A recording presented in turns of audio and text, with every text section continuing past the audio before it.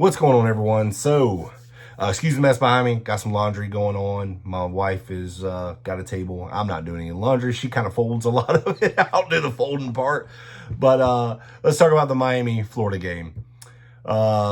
Carson Beck and DJ Lagway didn't really put up big numbers. It was about the trenches in this game. Miami offensive line and their defensive line was just dominant throughout the game. Miami wins against Florida 26-7. Florida really had a good little shot in the third quarter. It was 13-7. A couple positives in this game. Cormani McClain coming up with a huge interception. All the momentum in the world. Florida, on the next possession, they have a 4th and 3. They go for it. I have no problem with this. I know a lot of people were talking about this. Like, oh, kick the field goal. Listen, we always talk about Billy Napier and how conservative he is. I actually agreed with going for it. Had no problem with it. You were doing well on 4th down, it seemed like. And the receiver just didn't run far enough, to be honest with you. That was execution right there. Didn't really have a problem with the play. It just is what it is. And you put yourself in that position. So, and then Miami got the ball, 7-minute drive, and they did what championship teams should do. If you're looking to be a championship team, close out a game, and that's exactly what they did. Like I said, another positive was the Florida Gators extended their scoring streak. So they got a touchdown. Jaden Ball got the only points in the game. But, DJ Lagway, 12 of 23, 61 yards. You're not going to win many games playing like that. His confidence looks shot. Billy Napier's confidence looks shot.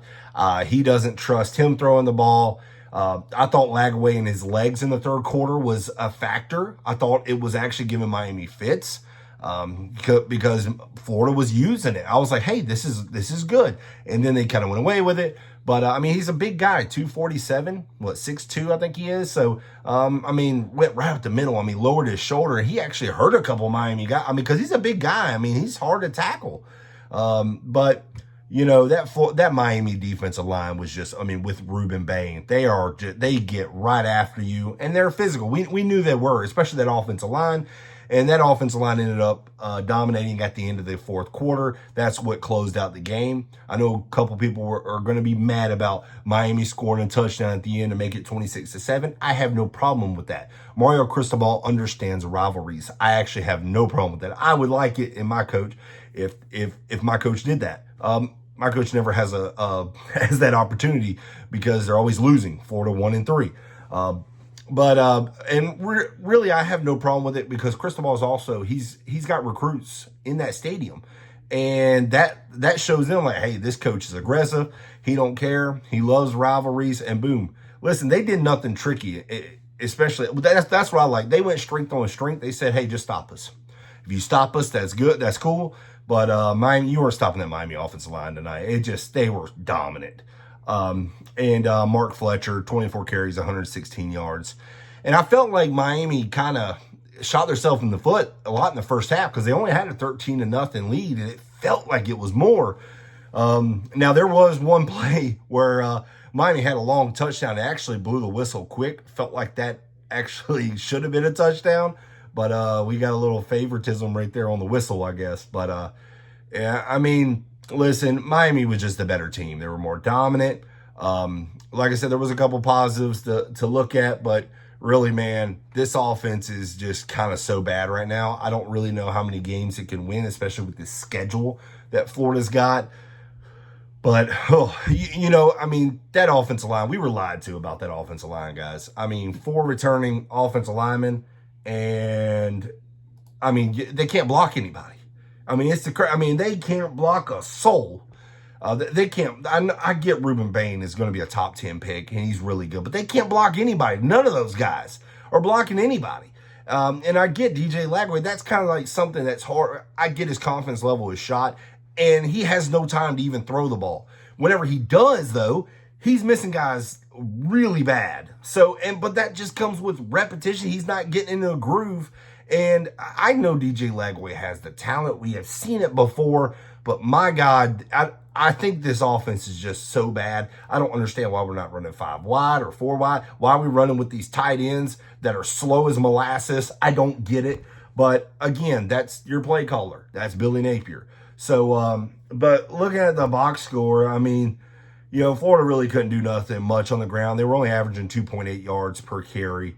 DJ Lagway was only averaging 2.7 yards per throw. Jesus.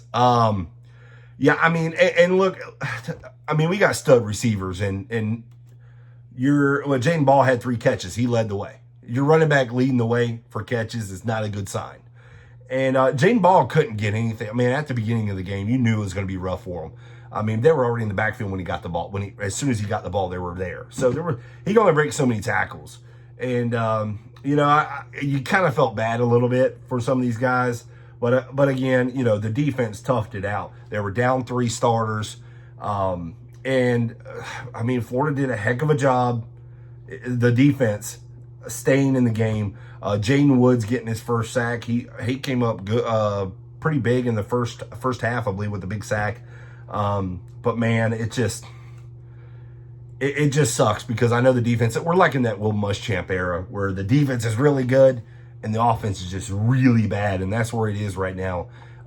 It's so hard because an offense, it's not going to click overnight, and the thing about, I can't remember who said it, defense travels. You're never going to have a problem. That's why you're seeing like Florida traveling to Miami and still playing well defensively. But that offense, man, is just so bad. It's really bad. And you got to look at the play caller and head coach Billy Napier. He's the play caller, and he's not doing a good job. He's not doing a good job. He's not helping out Lagway. He's not helping out himself. And he's going down with the ship. I admire that because it's not a matter of if, it's when he will be fired. I'm not sure when. Time will tell. I think as long as, this is going to be one of Florida's probably worst seasons record-wise in a long time. And just the schedule is not very favorable throughout the season. So, but y'all let me know in the comments what you think. I have no idea who they will go after of a head coach, but you're undoubtedly not winning with this guy. 1-3 in year 4. Mario Cristobal is in year 4 and number 4 team in the country. 2 different organizations going in 2 different paths. Florida going downhill, and Miami, they're a top 5 team. And but we'll have to see what happens. I'm interested to see what Billy Napier has to say in his press conference. Is going to be, we're right there. We're almost a dangerous team. Some BS. I don't even know. It's so stupid. You just kind of laugh at it at this point. That's what I do. I just laugh at it, man. It's funny. It's just a comedy show. You remember like in the days where you had to wait till like Wednesday night for your favorite comedy show to come on. And we're just waiting for Saturday night for Billy Napier to say whatever stupid thing that comes out of his mouth.